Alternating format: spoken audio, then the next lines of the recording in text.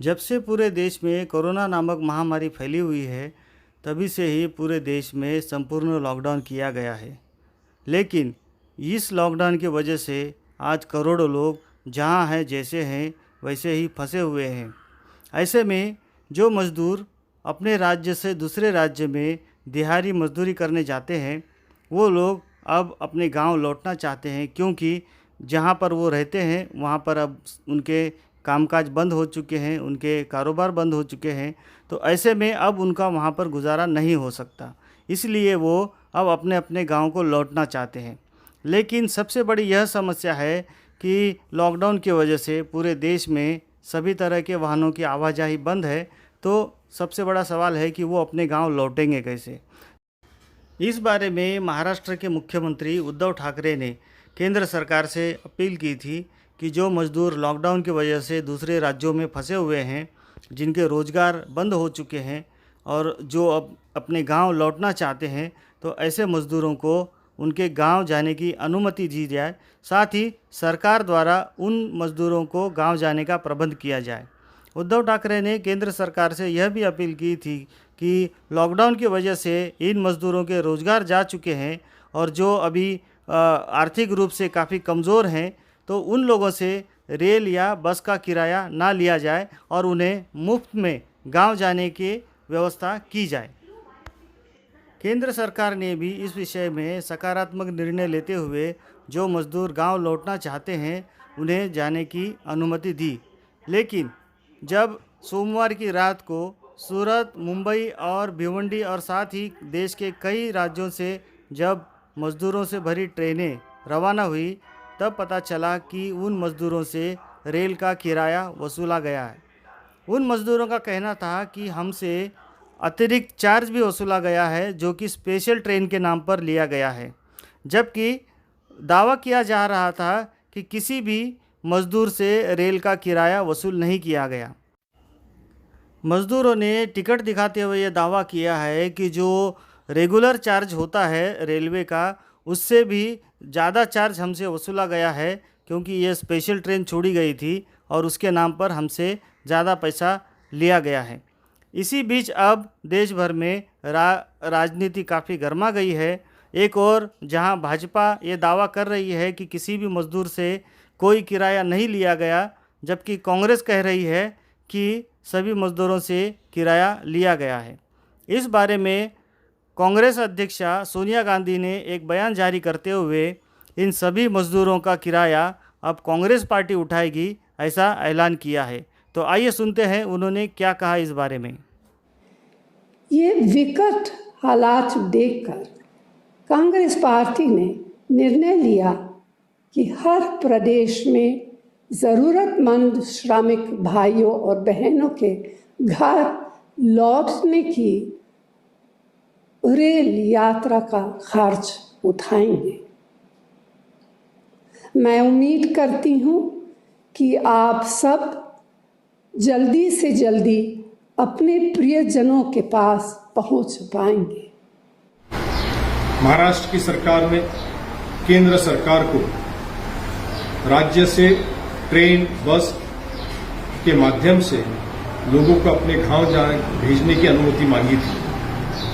कई दिनों के बाद जाकर के केंद्र सरकार ने इसकी अनुमति दी, मगर अनुमति देते वक्त केंद्र सरकार ने अगर थोड़ी सी इसमें गांभीर्य दिखाया होता और ये कहा होता कि हर वो मजदूर जो अपने गांव जाना चाहता है उसे हम मुफ्त भेजेंगे और उसे 1 रुपया भी नहीं देना होगा। अगर हमारी सरकारें विदेश से अपने भारतीय जो विदेश में फंसे थे उनको ला सकती है प्लेनों में, तो क्या हम हमारे गरीब मजदूर भाइयों को उनके वतन, उनके गांव तक हम नहीं पहुंचा सकते? आज मीडिया में भी, सोशल मीडिया में भी ये भी पढ़ा गया कि पीयूष गोयल जी ने, जो रेलवे का मंत्रालय संभालते हैं, कि रेलवे ने 150 करोड़ पीएम केयर फंड में दिया है।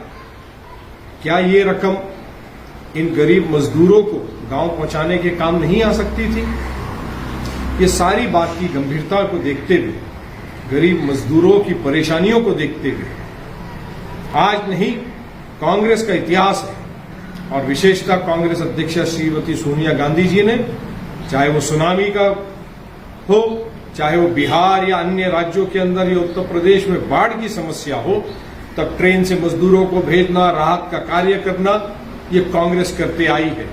और आज फिर से अपने मानवता का धर्म निभाते हुए आदरणीय कांग्रेस अध्यक्ष श्रीमती सोनिया गांधी जी ने प्रदेश कांग्रेस को निर्देश दिए हैं कि वो अपने राज्यों से जो इतने दिहाड़ी वर्कर्स हैं, माइग्रेंट लेबर्स हैं, इन्हें भेजने के लिए ट्रेन की व्यवस्था करें और उस व्यवस्था के लिए लगने वाला सारा पैसा वो कांग्रेस के प्रदेश कांग्रेस के कार्यालय से दिया जाएगा।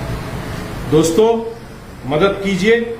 आपके हमारे बीच में काम करने वाले, रहने वाले, आपके हमारी जिंदगी को बेहतर बनाने वाले, आपका हमारा घर चलाने वाले, कारखाने चलाने वाले, कंस्ट्रक्शन के साइट चलाने वाले, आपके हमारे घर तक के दूध, दही, भाजी, तरकारी, पेपर पहुंचाने वाले, कपड़े इस्त्री करने वाले, ये सारे मजदूर, ये सारे भाई हमारे आज परेशानी में हैं। महाराष्ट्र की सरकार ने कम्युनिटी किचन शुरू किया, उसके माध्यम से लाखों लोगों को अनाज पहुंचाया गया।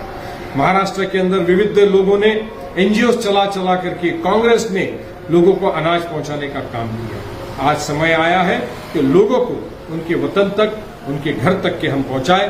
धन्यवाद। जय हिंद, जय महाराष्ट्र।